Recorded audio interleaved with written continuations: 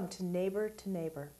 I'm your host, Robin Stern, and I am very pleased today because I actually have my own neighbor on the show, Eugene Uman.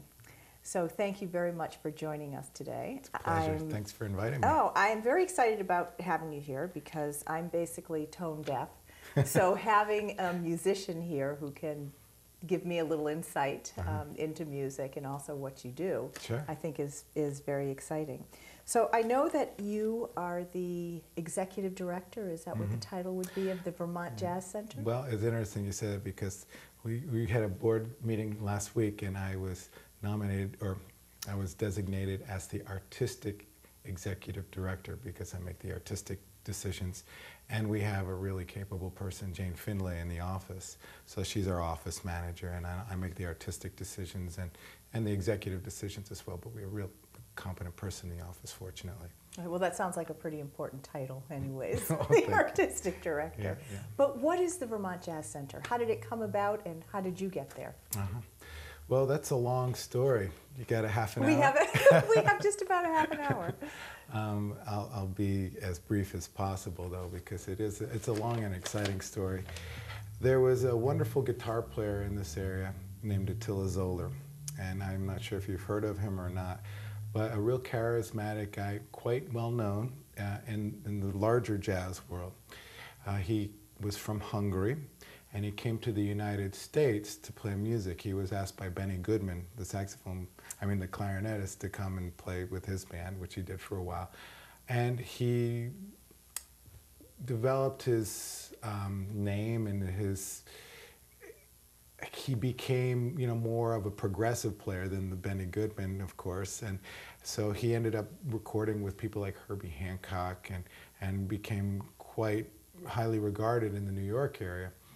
And he loved the country because he was from the country in Hungary, and he established a home in Newfane and would come up to Vermont on a regular basis. And because he was such a well-known guitar player, people would be coming from all over the place to study with him.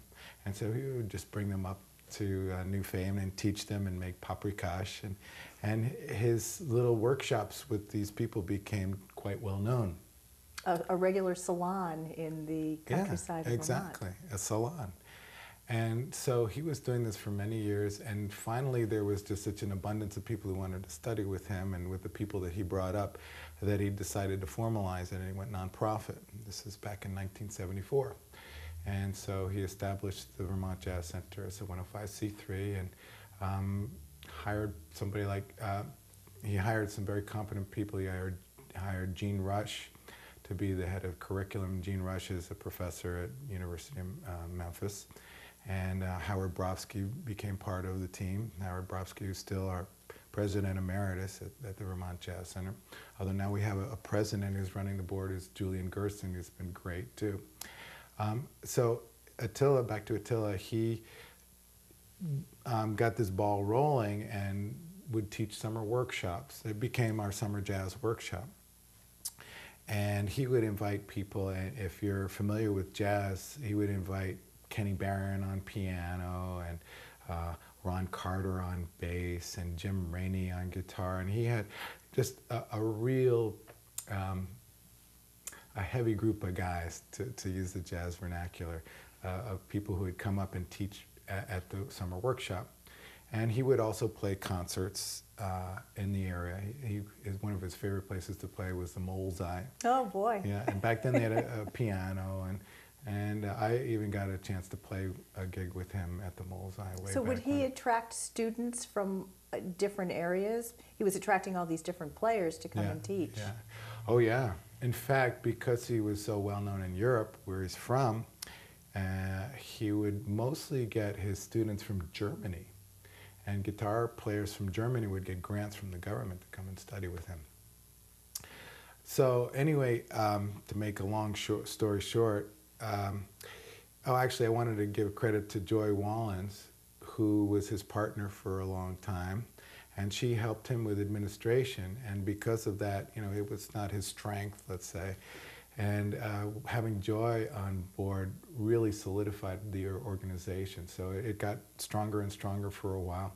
And then he and Joy parted ways, but it still had that recognition and strength and that administrative background. Backbone was the word I was looking for. Then things kind of petered out a little while after Joy and he broke up. And then his health started to fail him. And now I come into the picture. I was trying to get to that. How does Eugene Uman then enter into the scene? Yeah, well, I was a student at the Summer Jazz Workshop one year for a part of it. I wasn't there for the whole thing, but just a couple of days, and I really liked it. I made a little connection with Attila. And at that time, I was living in Colombia, South America. Later on in that would be 87, that I decided that I wanted to move back to Vermont. And your wife Elsa is from Colombia. My wife Elsa is from Colombia, South America, and we had a couple of kids in Colombia, South America, in Medellin. And we had lived there for 3 years and had felt like it was time to move to Vermont, which was a real sane place to raise kids. And so we looked into this area, and I came on a fact-finding mission and was looking at the possibility of living in Brattleboro. And Attila knew that I was in town because I was staying with Howard Brofsky, and he and Howard were closest friends. And he knew that I was also thinking about starting a jazz school.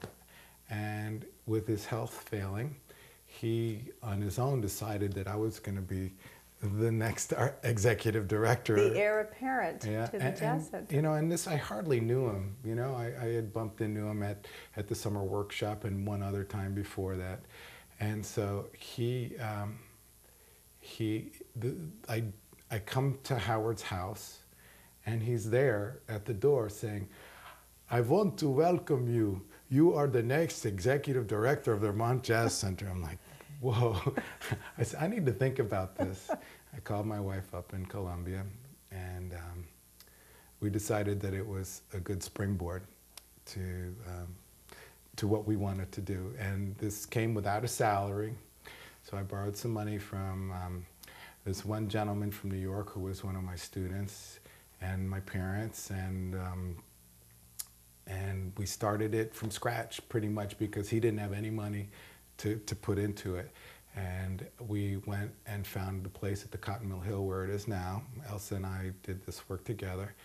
And we established jam sessions every Wednesday to get the community, the grassroots part involved. And we started looking for board members, and we found somebody who was interested in helping us financially. And so we just started working from a grassroots level, and this is back in '87.